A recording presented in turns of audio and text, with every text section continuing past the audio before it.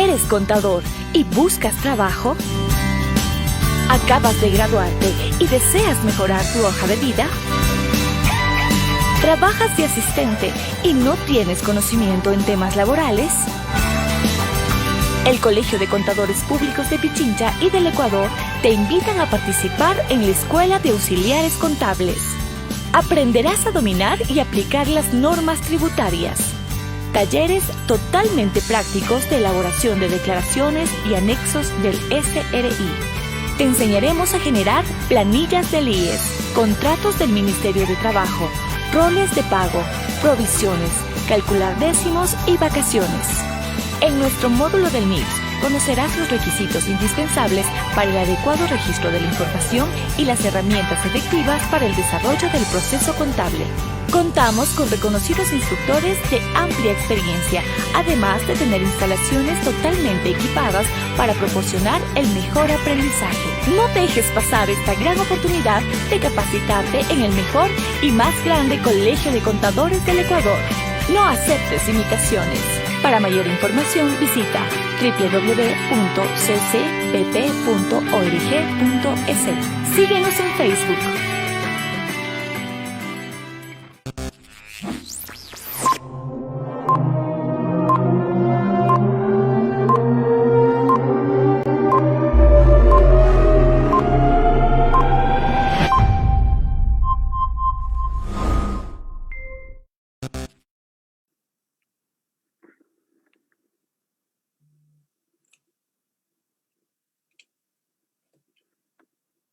Muy buenas noches con todos. A nombre de la Comisión de Educación Continua y del Colegio de Contadores Públicos de Pichincha y del Ecuador, les damos la más cordial bienvenida a un nuevo webinar como todos los jueves. Tenemos en esta noche la presencia de un profesional invitado, excelente profesional en comunicación. Quiero darle la bienvenida, agradecerle por la acogida, por haber aceptado esta invitación y le paso a presentarle.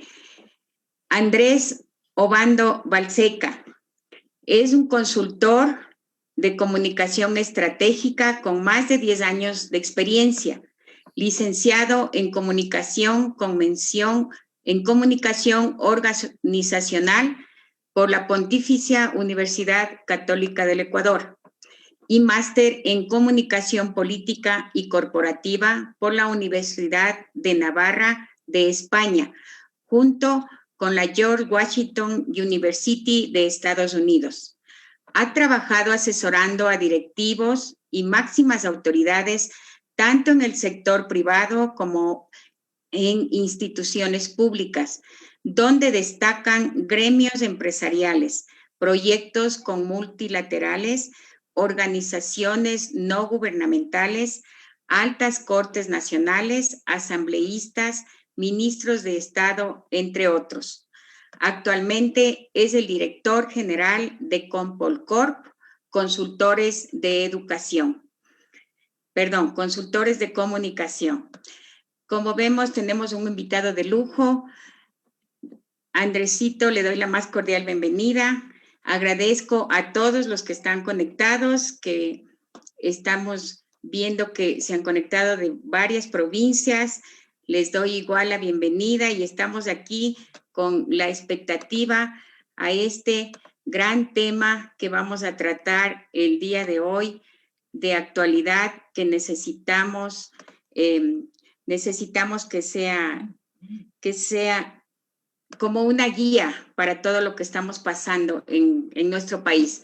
El tema a tratar es Elecciones Generales 2021, una lectura desde la comunicación política. Sin más preámbulo, Andresito, queda ante usted ya para que nos exponga todo lo que su valioso conocimiento, que va a ser de interés para todos los que estamos aquí con la expectativa de escucharle. Buenas noches, mi querida Judith. Muchísimas gracias por la invitación y también buenas noches a todas las personas que amablemente nos están mirando y nos están escuchando de diferentes partes del Ecuador y del mundo. Quiero agradecer al Colegio de Contadores Públicos de Pichincha del Ecuador y en particular también a usted por la invitación que me han hecho para hablar de este tema tan importante que son las elecciones que se avecinan en el próximo año. Y lo vamos a tratar de hacer desde un punto de vista técnico. Vamos a tratar de decir cosas sin ninguna pasión, descriptivas y que nos ayuden a todos a comprender un poco más sobre lo que está pasando y lo que va a pasar. Entonces, sin más preámbulos, vamos a comenzar. Voy a compartir la pantalla para empezar la presentación.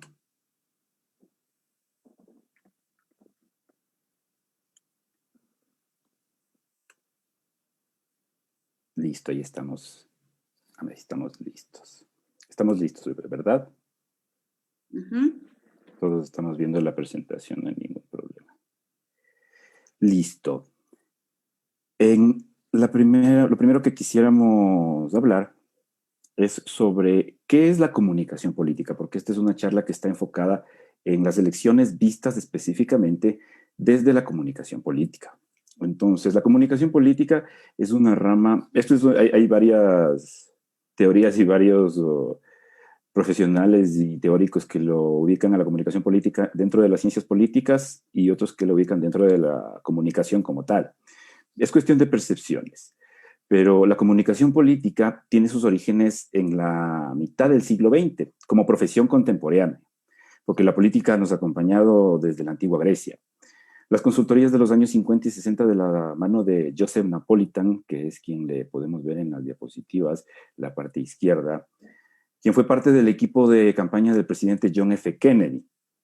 Esto constituye la génesis de la comunicación política como disciplina, podríamos decir, para no entrar en ningún tipo de disyuntiva, de las ciencias sociales.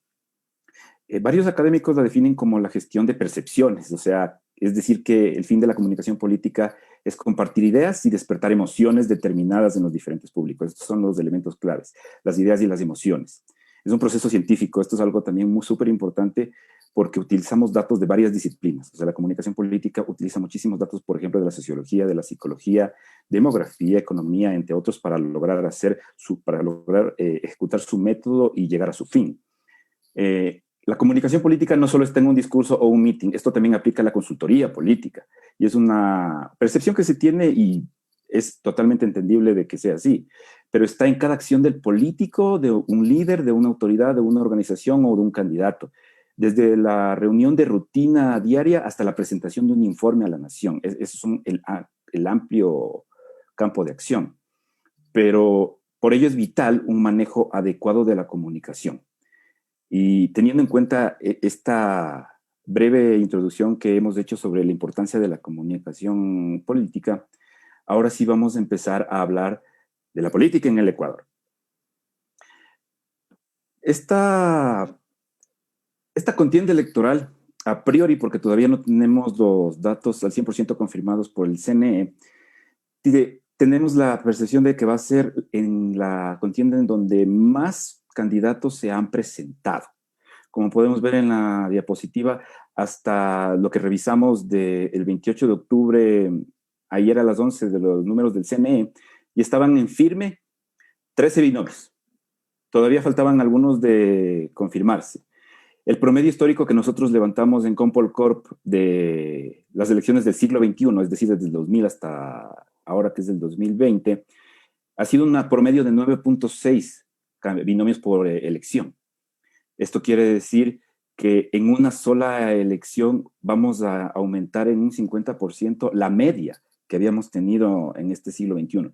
Desde eso ya nos dice, o sea, ya tenemos la percepción de que es una elección diferente. Teniendo en cuenta cómo está el panorama de los binomios, tenemos que hablar de las encuestas. Que las encuestas como una herramienta técnica de conocer la percepción o la opinión de la ciudadanía. Estas encuestas que nosotros hemos seleccionado para esta charla es la fotografía del momento. Hay que entenderlo así. Una encuesta es la fotografía del momento. Hay mucha gente que cuestiona por qué una elección no termina como una encuesta.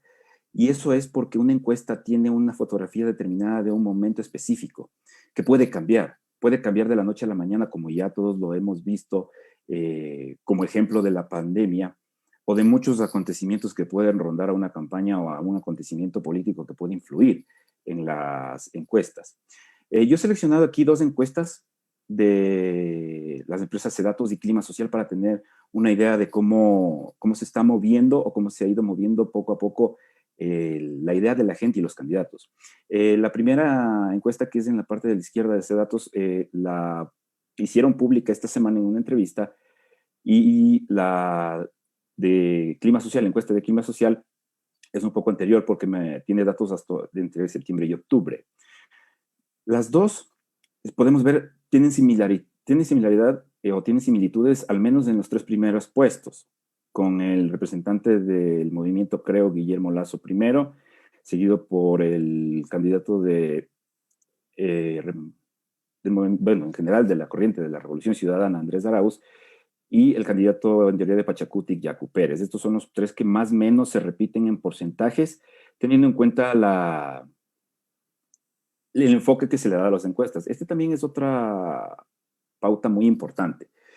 En las encuestas, y esto es lo primero que te dicen cuando estudias encuestas técnicamente, lo primero que uno tiene que hacer cuando lee una encuesta es saber quién la hizo.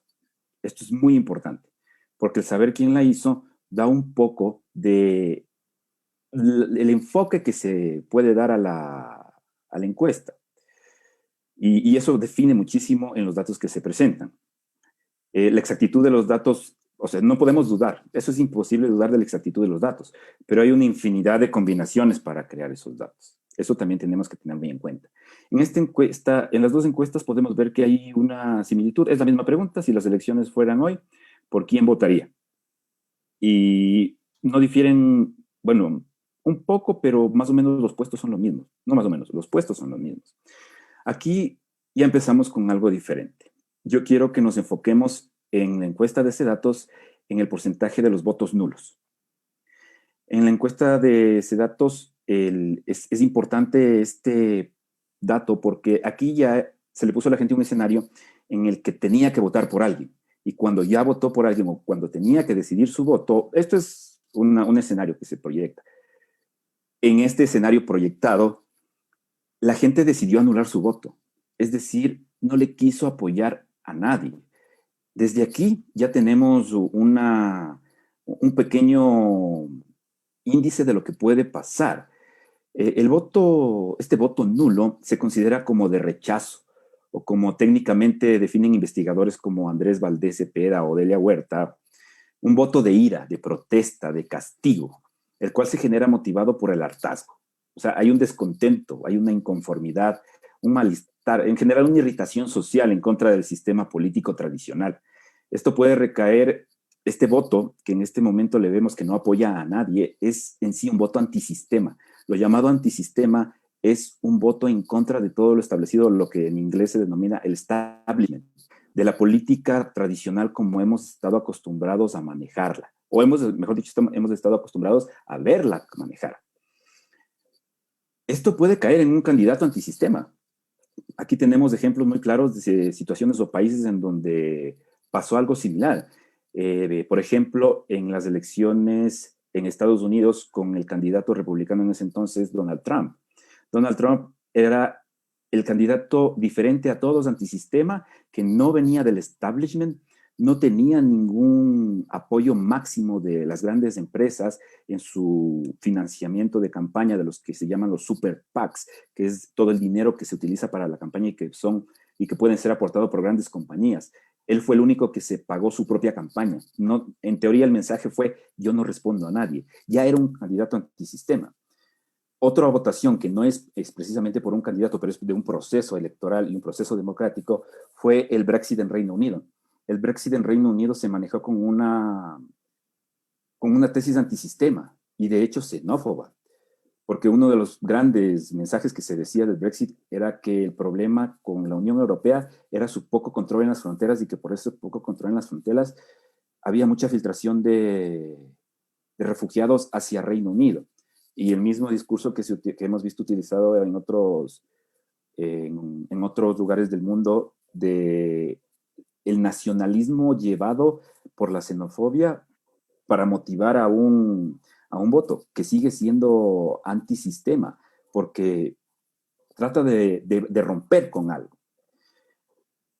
Ahora, la pregunta que se nos viene es, ¿quién es el candidato antisistema aquí en el Ecuador? ¿O existe un candidato antisistema aquí en el Ecuador?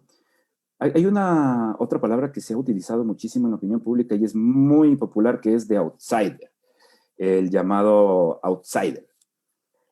El candidato antisistema puede o no ser también un candidato outsider. Específicamente outsider, el diccionario enciclopédico de la comunicación política lo define como un candidato que, estando fuera de los cuadros partidistas y de la vida pública activa de un país, participa por primera vez como candidato en un proceso electoral. Esta es la diferencia del outsider. El outsider literalmente viene de fuera, que no ha estado inmerso en el mundo de la política, que no tiene esa mochila que se llamaba para enfrentarse a una elección. Es un candidato totalmente nuevo y está en su primer proceso electoral. En el Ecuador, ahora mismo, podemos hacer un ejercicio para tratar de encontrar un candidato que encaje como outsider. Y podemos encontrar, tal vez, aventurándonos, mirando la situación y proyectando personalidades, que es algo de lo que vamos a hablar más adelante, que, por ejemplo, un candidato outsider, pero no antisistema, podría ser Isidro Romero Carbo, porque es un candidato que viene de fuera de la política, que no ha estado activo en la vida pública del país, pero no es antisistema. A pesar de que maneja un discurso de soy fuera de la política, pero su trayectoria como empresario hace que se lo identifique dentro del sistema, como parte de. Por otro lado, un candidato que podría encajar como antisistema, pero no como outsider, es el representante de Pachacuti, Yacu Pérez, porque él ha estado muy activo en vida política. De hecho, renuncia a su cargo como prefecto de la SUAY para lanzarse a la presidencia. ¿Qué más vigente que eso? Pero sí antisistema por un punto. Por ejemplo, podemos decir, y esto se habló muchísimo, el Ecuador tiene muchos compromisos con varios organismos de financiación a nivel internacional. Uno de ellos es el Fondo Monetario Internacional. El Fondo Monetario Internacional pidió reunirse con todos los candidatos, obviamente porque le interesa tener un contacto con el próximo presidente para continuar con los acuerdos y para que no se rompan los avances o no que se hayan hecho. Entonces, es por su punto estratégico que estaban buscando ellos. Yacu Pérez fue el único que no se sentó a la mesa con ellos. Incluso todos los representantes de izquierda accedieron a sentarse como posibles ya presidentes, pero él fue el primero. Esto ya es un índice de irse contra el sistema, porque es anticipar un posible, hay que tener claro que estamos proyectando escenarios, anticipando un posible gobierno que venga a romper todo. Entonces, básicamente eso es lo que podríamos decir de esto de las encuestas específicamente. Ahora a mí me parece importante que pasemos a hablar sobre los grupos que van a votar. Y aquí me voy a enfocar, por cuestiones de tiempo y de fines específicos, en los millennials. Porque de acuerdo con el Consejo Nacional Electoral, un poco más de 13 millones de ecuatorianos somos los que estamos habilitados para votar en las elecciones. De estos, el 54% pertenecen a la llamada generación millennial. Pertenecemos, porque yo también me incluyo. La generación millennial somos las personas que nacimos entre 1980 y el 2000. Ese es el grupo más grande actualmente, el grupo de votación del padrón electoral más grande. Este grupo es el mayoritario y probablemente va a ser el que defina tendencias para elegir al nuevo gobierno y a la nueva Asamblea Nacional. Esto es súper importante, lo vamos a mencionar un poco más adelante. Por eso es fundamental entender a los millennials. Anthony Gutiérrez Rubí, que es un consultor español muy renombrado, él lanzó un libro que se llama Millennials en Latinoamérica, una perspectiva desde Ecuador. Este libro es súper importante porque nos da una perspectiva desde el Ecuador de los millennials en Latinoamérica. Y él define, entre otras muchas características, y que yo he escogido 5 categorías o terrenos que caracterizan los intereses de los miembros de esta generación, de los millennials. los cuales son ocio, educación, empleo, consumo de información noticiosa y participación ciudadana.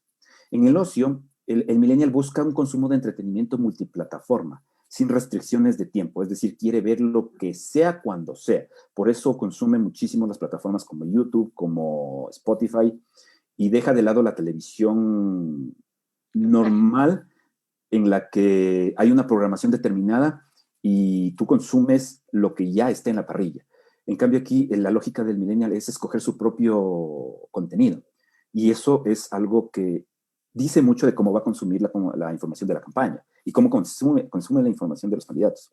El segundo es la educación, que se busca especializar específicamente en el extranjero, porque hemos visto que muchos de los millennials buscan hacer o su carrera o su maestría en el extranjero, porque quieren conocer otro mundo y porque quieren aprovechar su oportunidad profesional, quieren crecer como profesional y quieren conocer otro mundo, quieren ver qué se está haciendo de diferente. Y también hay una opción muy fuerte que es la de autoeducarse vía online. No hay que subestimar a los tutoriales. Hay muchísimos tutoriales profesionales o páginas como por ejemplo de masterclass que son de paga y los millennials pagan por conocimiento. Y eso es una autoeducación. El empleo, se buscan empleos con flexibilidad de horarios. Esto quiere decir que no se busca una jornada única y se aplica el tiempo distribuido de acuerdo a las necesidades y a lo que se busca. Esto puede ser una opción muy interesante ahora mismo para interpretar por las cuestiones del teletrabajo. El teletrabajo es algo para lo que el millennial ya estaba diseñado. Por eso puede ser que este punto de la pandemia del teletrabajo pueda también ser un punto fuerte del milenio. Se aplica el job hopping, que es decir, que no se busca trabajar en un solo lugar o puesto por periodos de tiempo extensos. No se hace en carrera. Se busca tener experiencia de diferentes lugares, de estar en diferentes instituciones. 1 año o 2 años es suficiente. De ahí ir a siguientes retos. Y mucho el trabajo freelance y el emprendimiento. En el consumo de información, las redes sociales y los medios digitales son fuertes de los millennials por la inmediatez. Es decir, ellos consumen mucho más información de los medios digitales que de los medios tradicionales. Ahí ya tenemos una gran diferencia de consumo de información que puede llegar a cambiar su voto de acuerdo a la información que consume. Y la participación ciudadana, que el millennial se involucra en los temas que le interesan. El millennial hace voluntariado, es solidario, quiere cambiar el mundo. O sea, el millennial siente que puede cambiar el mundo. Y por eso apoya causas, está activo en causas como la animalista, de naturaleza, etc. El candidato que logre entender esto e interpretar y empatice con esto, yo pienso que va a ser quien conecte con la mayoría de votantes en estas elecciones del 2021. Ahora vamos a hablar específicamente de la campaña. La campaña, el 2021 va a ser es un escenario, en teoría va a ser más acoplado a la vida con el COVID-19, en teoría. El temor va a seguir presente, pero van a haber controles y la gente va a estar un poco más acoplada a la dinámica de la pandemia. Lo que sí es, en teoría esto es lo que nosotros proyectamos de que podría pasar en la campaña. Por ejemplo, no van a haber aglomeraciones por cuestiones obvias de las autoridades y de controles para evitar focos de contagio y que la pandemia crezca o vuelva o tengamos una ola nueva. Pero esto podría funcionar solo en las grandes ciudades. Por ejemplo, ahí podemos ver una imagen del 2 de julio de 2020, que es hace poco, de la campaña presidencial en República Dominicana. Como pueden ver ustedes, hay medidas de protección como la mascarilla en ciertas partes del distanciamiento, pero más allá de eso, sigue siendo un mitin común y corriente. O sea, el tradicional. Eso es lo que nosotros anticipamos que puede llegar a no pasar aquí en el Ecuador por los controles que se van a dar. Pero esto puede funcionar en ciudades grandes, como estaba diciendo, pero en distritos pequeños o locales o comunidades esto tal vez no funcione por la dinámica misma de la cultura. Además, la comunidad, el trabajo de la comunidad, y también hay lugares en los que, por ejemplo, no ha llegado la pandemia y que los candidatos de ahí, por ejemplo, que puedan llegar a la asamblea, pueden arriesgarse a hacer campaña, porque la dinámica de los pueblos o de las comunidades pequeñas es que se conocen entre todos y que están acostumbrados a la dinámica. Entonces ellos tal vez no lleguen a tener mucho temor por las reuniones y puedan llegar a hacer mítines. No muy grandes, pero al fin y al cabo mítines. Pero el Internet va a ser muy importante. Va a ser muy importante en esta campaña. porque aquí cabe mencionar un dato. Según un estudio de UNICEF que se realizó en agosto de este año, que fue motivado por la necesidad de continuar con la educación no presencial aquí en el Ecuador, y con ese objetivo se logró levantar el dato de que el 67% de los hogares ecuatorianos tienen conexión a Internet ahora mismo. Vimos una ola grande de padres de familia buscando Internet o buscando conexión a Internet para sus hijos por la teleeducación, por el hecho de que no podían acercarse a o no podían ir a sus centros de estudio. Esto fue un motivante para que aumente la conexión a Internet en los hogares ecuatorianos. El Instituto Nacional de Estadística y Censo proyectaba en el 2015, perdón, que para el 2023 el 50% de la población iba a contar con Internet. Es decir, la pandemia, podríamos decir que inyectó esteroides en el desarrollo de las telecomunicaciones e hizo que exista mayor conectividad. O sea, lo que pensábamos o lo que se proyectaba que iba a pasar en el 2023 pasó con creces en el 2020. Eso ya también es otro escenario. Después, la microsegmentación. Esto es muy importante porque como el Internet va a ser súper relevante, la microsegmentación es una realidad porque se la puede hacer a través de las plataformas como Facebook. Aquí podemos mencionar por qué es eficiente a través del ejemplo de la campaña de Barack Obama en el 2008. Esa campaña lo cambió todo, porque se basó en este recurso del Big Data, de los grandes datos, ya que pudo capitalizar la información que los ciudadanos entregamos públicamente en nuestras redes sociales. Esa información está ahí disponible y hay muchos matemáticos o equipos fuertes de campaña o empresas que se dedican a la minería de datos. En algunos lados se han dado casos de cuestiones ilegales, pero eso es tema de otra conversación. El punto es que funciona y hay muchos que están dispuestos a hacerlo y esperemos que lo hagan de la manera correcta. Pero el punto es el poder que tiene aquí la microsegmentación para llegar a los públicos objetivos que tenemos. Y es muy fácil esto porque cuando nosotros al crear nuestro perfil de Facebook damos todos los datos que nos piden, ya damos un perfil nuestro.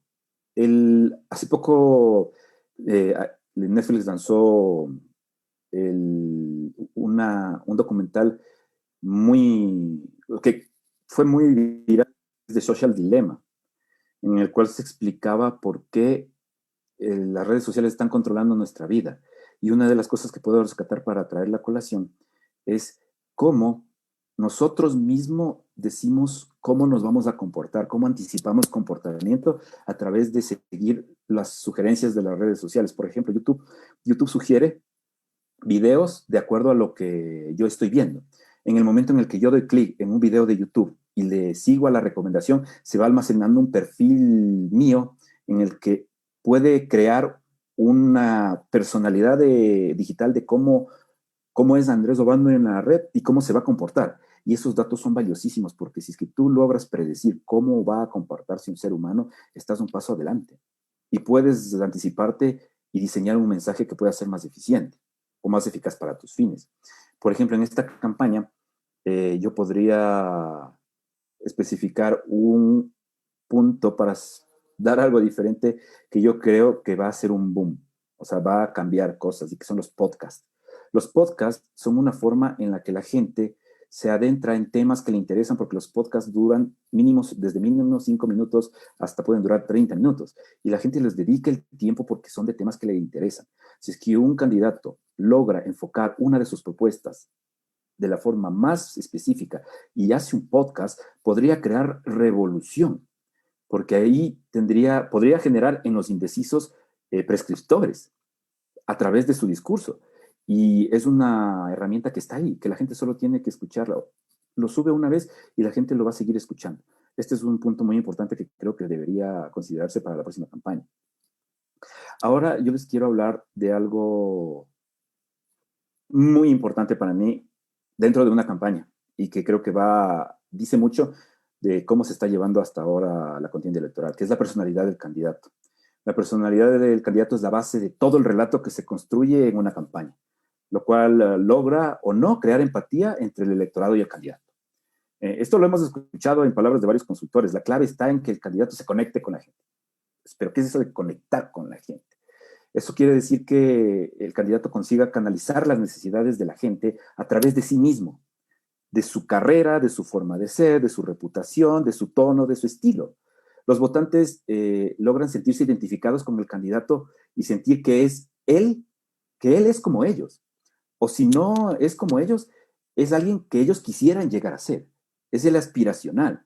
La identificación con el candidato está en una persona que yo siento que habla por mí y que dice lo que yo pienso. Si es que yo estaría en ese micrófono, yo diría lo mismo que está diciendo esa persona, por eso me siento identificado. Los candidatos, cuando logran crear esta conexión, la gente siente que cuando lleguen a un cargo van a hablar por ellos y van a expresar sus necesidades y les van a dar una solución al final del día. Entonces la lógica es, habla por mí, por eso tiene mi voto, porque quiero que siga diciendo lo que dice y haga lo que dice que va a hacer. Toda la estrategia y por ende toda la campaña debe ser alrededor de la personalidad del candidato. Si esto falla, entonces el candidato cae en la incoherencia. Hace cosas que no son acorde a lo que es y eso es percibido por la gente como ruido, es decir, que no le encaja, no me cuadra, por eso causa rechazo. Y en una campaña la diferencia la hacen los indecisos. Como podemos ver en la encuesta que presentamos hace poco, que el voto nulo es indeciso ahora. En ese escenario es cuando ya les tocaría votar, pero ese voto es ahora el de los indecisos. Y es un voto muy fuerte. Y en una campaña la diferencia la hacen los indecisos y causar rechazo en un indeciso es un voto menos garantizado. Eso sí lo podemos dar por hecho. Por ejemplo, en la diapositiva, esto es algo que yo recomiendo mucho a los clientes o a las personas con las que trabajo, y es evitar ser el meme, porque sí existe la mala publicidad. Hay muchos consultores que dicen, tienen que hablar de nosotros, tenemos que buscar la forma de hablar de nosotros. Hubo un precandidato que al final no pudo consolidarse, que en un medio de comunicación digital habló de poner situaciones con Tailandia, del ejército de Tailandia, de la bandera con China, de murciélagos. Y luego en una entrevista más a profundidad le preguntaron que por qué dijo eso, que por qué dijo cosas tan absurdas. Y dijo, quería aprovechar el espacio que ustedes tienen para posicionarme, para ponerme en el mapa, para que la gente hable de mí. Y si es que una persona habla de ti, pero habla mal, no es buena publicidad, porque está haciéndote caer en ridículo. Y un político, bueno, el ideal de un político es una persona que logre llevar a cabo proyectos serios. O en fin, de al cabo, si es que tiene esa personalidad de extrovertida, está bien, pero siempre y cuando esté enfocada en algo serio, porque la política es seria. Esto es algo que yo también siempre trato de decir en todos los espacios en los que estoy. La política es algo serio. Lo otro es politiquería. Hay que hacer una diferencia muy grande. Y en el diccionario de la RAE también está esa diferencia. La política es el arte de la toma de decisiones, buscando el bien común. La politiquería es la manipulación para buscar un fin y el beneficio propio. Entonces tenemos que buscar los políticos que hagan política. Y sí los hay, sí los hay. Entonces, por ejemplo, aquí tenemos dos imágenes en las que en la una el candidato logró hacerse un meme porque inclusive no encaja mucho. Esto también puede ser por unas cuestiones de idiosincrasia o de cultura, pero más allá de eso es por su posición, por la disposición corporal de su cuerpo, su comunicación no verbal. A raíz de eso, logró ser un meme. Más allá de que haya estado haciendo algo muy acorde a su personalidad, pero se equivocó en la forma, porque esa forma no es acorde a él. Y la otra, la de la derecha que tenemos ahí, que algo fue muy viral. Esto fue muy viral, lo que dijo el candidato Guillermo Lasso en un encuentro virtual, que es algo que no es propio de él, porque él tiene otro perfil. El perfil del candidato Guillermo Lasso ya lo encajaron. Hay algo que en comunicación política que se llama encuadre. En inglés es el framing, que es el límite que tiene un mensaje. Y el mensaje que está en el que lo encasillaron durante varios años fue en el de un banquero. Él tiene que jugar en ese terreno y tiene que saber cuáles son sus activos y cuáles son sus puntos fuertes y sus puntos débiles y tratar de aprovechar los débiles para hacerles fortalezas. Él, al tratar de alejarse al máximo de la figura del banquero, cae en la incoherencia, lo que estábamos hablando, porque es una persona que no me cuadra con esa frase que la dijo que son palabras totalmente diferentes a las que uno se imagina de él, ya causa ruido. Entonces ya no es un candidato que goza de credibilidad, porque hay que tener mucho ojo. La credibilidad termina, o llegamos a la credibilidad a través de la personalidad y de que la gente me crea. Por eso es tan importante. La personalidad del candidato es súper importante, y aquí he puesto esta diapositiva con algunos personajes. ¿Por qué? Por personalidad. Si estamos hablando de que, por ejemplo, y para no terminar, un candidato, para no sentir que hablamos solo de un candidato y ser ecuánimes, el candidato Andrés Arauz dijo una frase que causó mucho choque, causó incoherencia en su posición. ¿Y cuál fue esa? Que él dijo que se reconocía como feminista, siendo el representante del Partido de la Revolución Ciudadana, que su máximo líder es Rafael Correa. Y él, al decir eso, entró en choque con la ideología del partido y con lo que representa Rafael Correa, que se ha visto que ha dicho muchísimas frases no tan cercanas al feminismo, sino más bien siendo machista. Entonces no encaja. Y no encaja también, ¿por qué? Por la ideología que, por ejemplo, en el tema del aborto. En el tema del aborto es un hilo muy delgado en la Revolución Ciudadana en términos de ideología, porque la máxima cúpula de la organización no está de acuerdo, que es Rafael Correa. Sin embargo, representantes poderosos, digo poderosos por la influencia que manejan dentro, sí lo están. Como en el mismo caso de la prefecta Paula Pavón. Entonces, en ese caso, hay un poco de ruido, porque no va con la personalidad del candidato. Aquí yo les he puesto algunos ejemplos de lo que yo considero políticos con personalidad, que cuando uno los ve, sabe cuál es su personalidad y les cree. Más allá de que esté de acuerdo o no, o más allá de que piense que lo hicieron muy mal o lo hicieron muy bien, les cree. El primero que lo tenemos, León Febres Cordero, sabíamos cuál era su personalidad y sabíamos cómo actuaría. Más allá de lo que haya hecho, que yo no estoy aquí para juzgar eso porque no es mi competencia, yo hago política técnica y mi punto es describir. Y León Febres Cordero tenía una personalidad fuerte que le servía para su forma de poder, su forma de ejercer el poder. Y la gente lo reconocía y le apoyaba por eso, le apoyaban a León. Es muy curioso aquí porque cuando exageramos la personalidad del candidato podemos crear caudillos. Y esto es muy peligroso. Un candidato con personalidad no es lo mismo que un caudillo. De ahí, para ir variando, y no hablar solo de aquí del Ecuador, Barack Obama fue un candidato que, si bien sus políticas fueron criticadas porque pensaron que no había coherencia, tenía personalidad. Él sabía que era el representante máximo negro de la historia, porque podemos ver inclusive en un documental cómo algunas de las personas que estuvieron en Selma cuando fue el tiroteo en la marcha de los negros en Estados Unidos por los derechos civiles y la igualdad, un representante de los máximos líderes que estuvieron inclusive con Martin Luther King, él expresa y dice que su sueño máximo era ver un presidente negro, y el presidente negro es Obama. Entonces él es la máxima, la cima máxima de la lucha de los negros en Estados Unidos. Y él sabía eso, y él supo manejar y se adentró de su personalidad y no la negó. Él dijo: yo soy negro y yo voy a actuar así. Y yo soy demócrata, entonces también voy a actuar por los migrantes. Él hizo lo que estaba diseñada su personalidad. Rafael Correa es otra persona que tiene una personalidad muy marcada, que es muy similar a la de León Febres Cordero en términos de energía. Todos sabían cuál era la posición de Rafael Correa, todos sabían cuál era su actitud y todos sabían cuál era su personalidad. Por eso votaban por él. Y la gente que no lo quería no votaba por él. Su personalidad era tan marcada que no habían tintas medias con él. Esto es peligroso, porque pudo llegar a crearse un caudillo. Después tenemos a León Roldós, que fue Jaime Roldós, que fue un personaje para su tiempo revolucionario, con una personalidad muy marcada.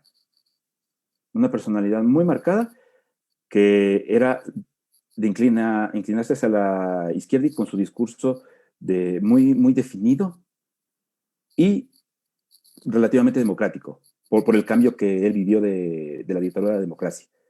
Y todos sabíamos su estilo. Su estilo, inclusive, nadie se olvida de su discurso. Nosotros no lo vimos los millennials, pero no nos podemos olvidar del discurso del Ecuador es un país amazónico desde siempre y hasta siempre viva la patria.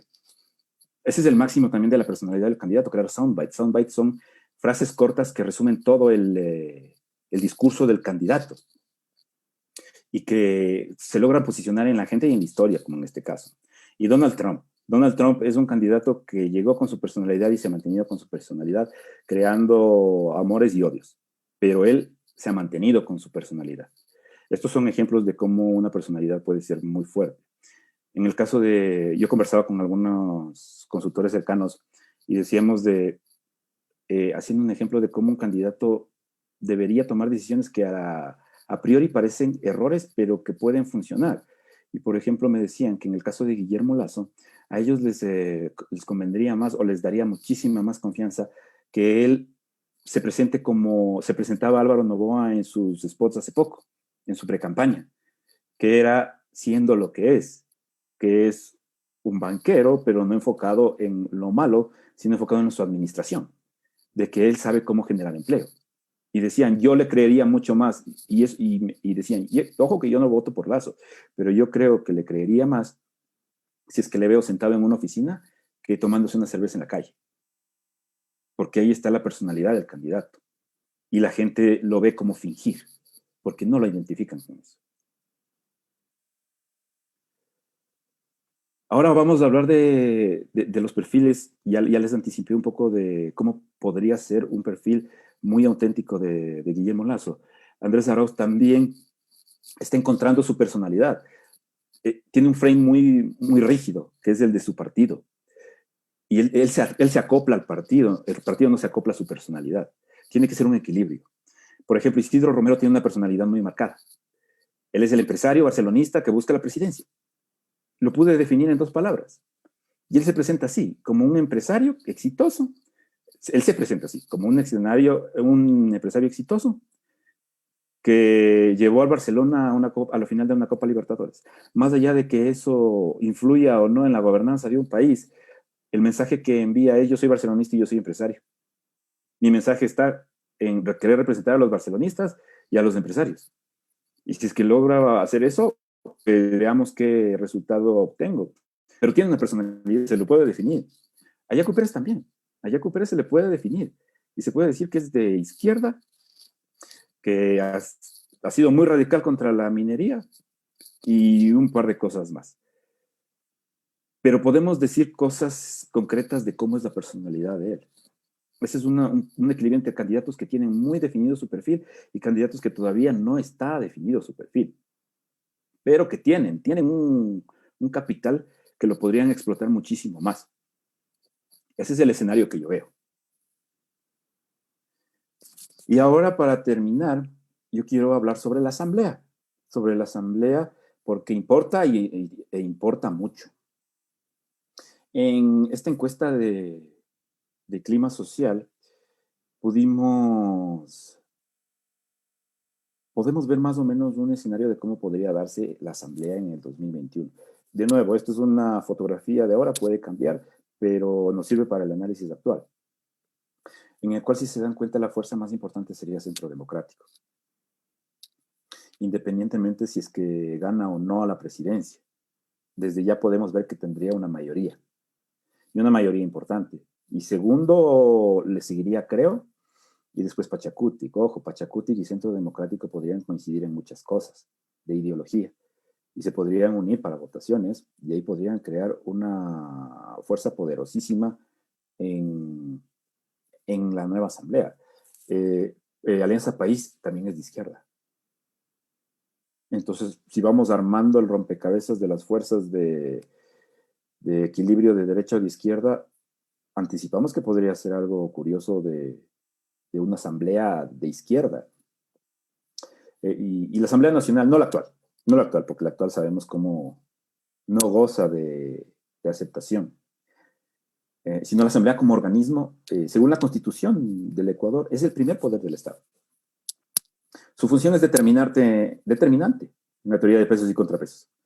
Si bien, como mencionábamos, posee una reputación como la más baja de la historia, la historia republicana hasta de lo que se conoce, eso no quita que el poder que ejerce en la democracia y la importancia que tiene en los 5 poderes del Estado, del diseño de nuestra Constitución y de nuestro Estado. La Asamblea Nacional del 2013-2017, tenía una presencia total, avasalladora, con 100 asambleístas, lo cual le permitió tener una gestión ampliamente viable a sus proyectos. Es decir, el presidente tenía un apoyo muy grande en la Asamblea para sus proyectos y para sus decisiones o su gestión de gobierno. Había viabilidad. La actual Asamblea no ha estado de manera radical apoyando a toda propuesta del Ejecutivo. Han habido épocas y épocas, proyectos y proyectos, con lo cual en términos estrictamente técnicos le ha permitido que se dé un lugar para hablar, el Parlamento, para hablar, para conversar, para negociar. Y independientemente de los casos que vemos en la actualidad, yo estoy hablando del fin mismo del Parlamento, que se ha dado. La corrupción es un tema aparte. En la funcionalidad, a lo largo de estos años, ha habido de una u otra manera un diálogo de a veces apoyo o de a veces no. La próxima asamblea, como podemos ver, podría ser de amplia presencia de izquierda y de la Revolución Ciudadana específicamente. Y esto quiere decir que en caso de que gane la presidencia, podría crearse un escenario similar al del 2013, que es un presidente con una asamblea, un presidente y una asamblea fuerte, del mismo partido. Pero en caso de que gane un candidato de otra corriente, como podría ser en este caso, según las encuestas que vemos ahora mismo, Guillermo Lasso, podría crearse un serio problema de gobernabilidad. Porque podría entorpecerse muchísimas cosas por ideología. Yo quiero pensar que es por ideología, hay muchos factores más que todos lo sabemos, pero podría entorpecerse muchos de los proyectos del presidente, de ser este escenario. Hay que tener en cuenta que la Asamblea cuenta con muchas facultades constitucionales, las cuales en estas elecciones, si logra darse también la consulta popular que se propone para eliminar el Consejo de Participación Ciudadana y gana el sí para su eliminación, podría aumentar su influencia, porque recuperaría el poder de elegir autoridades. Eso sumado a su capacidad para llevar a cabo juicios políticos a autoridades, podría crear un escenario sumamente inestable políticamente y muy parecido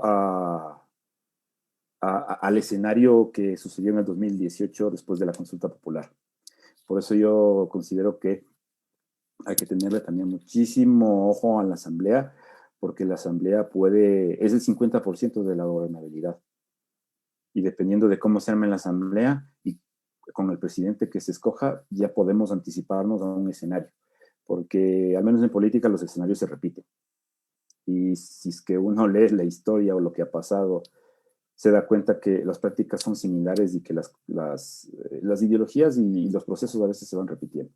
Entonces ahorita ya podríamos anticiparnos de lo que podría pasar a priori en el 2021, siempre y cuando considerando que las sorpresas existen. Todo esto que hablamos con una sorpresa se va al suelo y no sirve de nada. Pero las sorpresas son básicamente eso, no esperadas. Y ahora nosotros estamos tratando de hacer un análisis sobre los datos, sobre lo que tenemos, y haciendo un análisis lógico.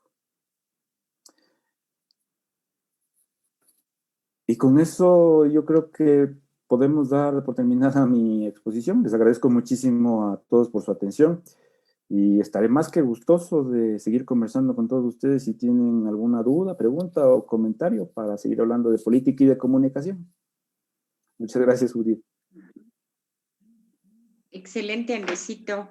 Sabe que es muy interesante el haber aprendido ya más allá, ¿no? Más profundamente la ciencia en realidad, porque uno solamente se deja llevar por las ofertas, por la forma que uno quiere llegar a la gente, pero el saber ya hacer un análisis, el entender que si una persona algún grupo de personas le nomina para que sea candidato es en base a resultados. Entonces, no deberían cambiar su perfil porque, como usted dice, hace ruido en la gente porque se está basando en el interés solamente. O sea, llega de pronto, cambia su forma de ser o su campo de acción por captar votos. Y eso en realidad sí causa ruido, causa molestia. Entonces yo, en eso de, muy interesante la exposición de analizar el perfil, la personalidad y que ellos, cada candidato o cada persona que ya se involucra en lo que es la política, o sea, siga siendo quien es y mantenga su perfil, su personalidad y con esa ideología convenza. Muy interesante eso. A ver, una de las dudas e inquietudes dentro del grupo más grande, que es el eh, que va a ser prácticamente el que decida el futuro del país, que son los jóvenes, los millennials, como usted dice, ¿cuál sería la oferta que ellos, o sea, cuál sería una oferta que impacte para que los milenios conecten, como usted dijo? Esto es muy curioso porque los millennials, si bien es un amplio abanico de causas, siempre hay coincidencias. Y las coincidencias, por ejemplo, no digo en todos, porque hay que entender que para interpretar un grupo se tiene que tener claro que hay diferentes. O sea, dentro del grupo hay más grupos, hay segmentos, pero hay cuestiones que son más uniformes, como por ejemplo la idea del cuidado a los animales, o la idea del cuidado a la naturaleza, o por ejemplo la apertura hacia la identidad sexual. Son cuestiones específicas de los millennials a los que estamos muy dispuestos a darle oídos. Por ejemplo, uno de los análisis que hemos hecho y que hemos logrado como conclusión, uno de los objetivos, uno de los públicos claves, por ejemplo, para el actual alcalde de Quito ganar en su campaña es precisamente el mensaje animalista. El mensaje animalista, aquí otro ejemplo más de la personalidad del candidato. En ese tiempo, candidato Jorge Yunda, ya se le conocía como una persona que, por ejemplo, rescataba perros, que ayudaba a refugios. Entonces, cuando llegó con ese mensaje, no se le notó como algo mentiroso. Y funcionó y caló en los millennials. Claro que a nivel país es mucho más complicado por el mismo hecho el nivel de las decisiones que son a nivel país. Por ejemplo, en temas del aborto. En el aborto tiene que ver muchísimo la religión, y la religión define posiciones sobre el aborto, porque digamos, la religión católica tiene una visión muy clara sobre el aborto. Y según el último censo del 2010, yo sé que hace 10 años y que ya deberíamos haber tenido otro censo este 2020, pero por cuestiones de pandemia todavía no lo hemos hecho, pero tengo entendido que se lo está planificando para los próximos años. En ese entonces, más o menos, esto estoy hablando de memoria, en el Ecuador el 80% de las personas se reconocían como católicos.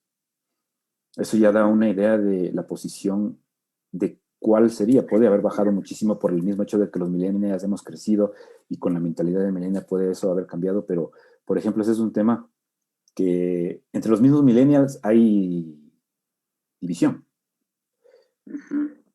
Ese, por ejemplo, podría ser es un tema muy polémico y por eso no hemos visto a candidatos hablarlo, salvo si es que puede haber algún candidato que se lo califica como de extrema, que pueden llegar a hablar de temas tan delicados en una campaña tan frágil. Pero los millennials específicamente hay que hablarnos en nuestro idioma, y nuestro idioma son la naturaleza, cuidar la naturaleza, el activismo, la ayuda social, porque también los millennials hacemos mucha ayuda social, que es el voluntariado.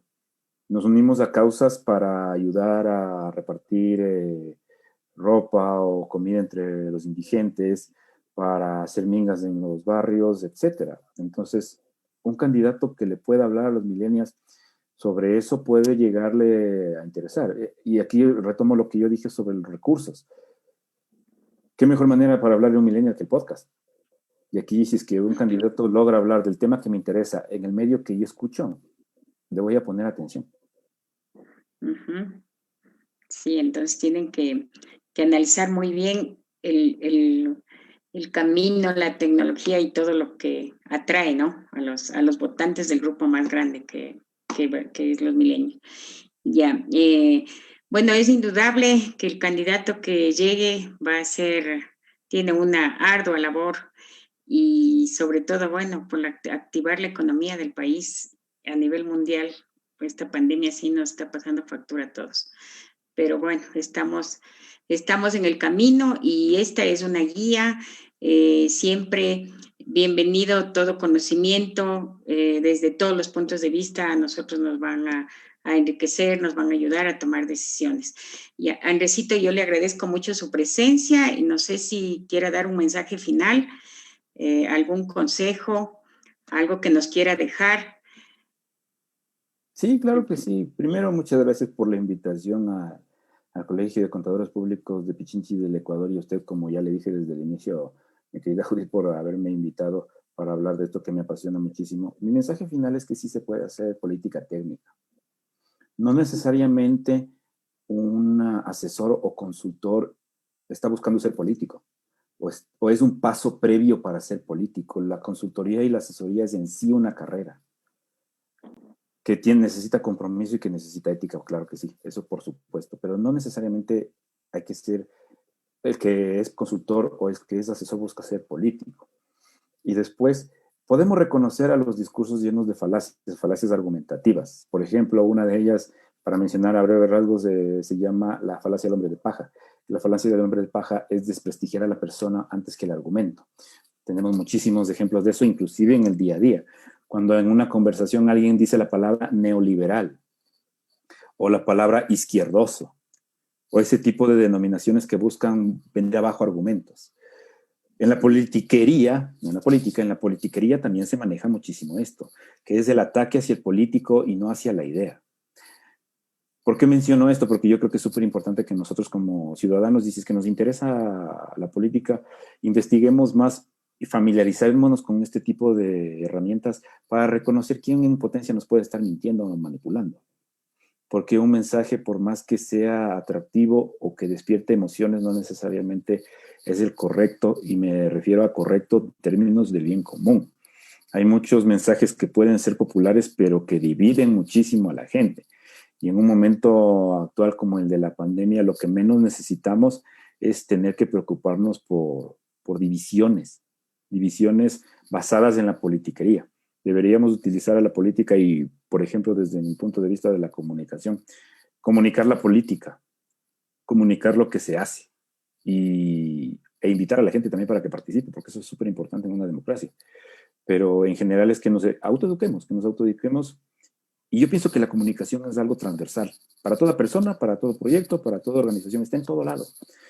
Yo les invito a que se traten de sumergir en el mundo de la comunicación, porque van a entender muchas cosas y van a interpretar también muchas cosas, y les va a ser de suma utilidad, no solo para su vida profesional, para su general.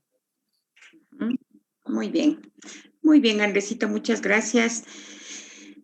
Como ciudadanos debemos respetar, cumplir así como exigimos derechos, cumplir nuestros deberes y respetemos la democracia. Tenemos que ir con conciencia a dejar nuestro voto y a confiar en los candidatos que cada uno tenga de su preferencia.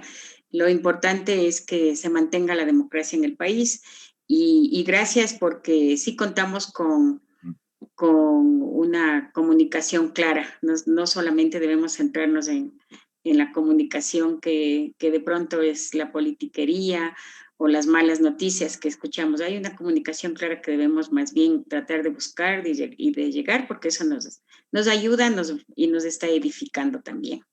Gracias, Andresito, por su participación. Para mí ha sido un gusto compartir este tiempo con usted. Espero de pronto cerca de las elecciones, si es que usted tiene igual otro tema que nos pueda compartir. Las puertas del Colegio de Contadores están abiertas para profesionales de alto nivel como es usted. Le agradezco mucho por su participación. Y muchas gracias a todos. Es un gusto para nosotros contar con su presencia a nivel nacional, a nivel internacional. Gracias por la acogida que el Colegio de Contadores Públicos de Pichincha y del Ecuador tiene. Y como siempre, seguimos, les invito a que sigan todas las capacitaciones y todos lo que el colegio está preparando en bien de la comunidad profesional, en bien de todos, de cultura general y todo lo que nos puede servir a nivel de país. El colegio da una muy buena contribución y gracias por nuestros seguidores. Estamos, como siempre, abiertos a todo. Mil gracias, Andresito.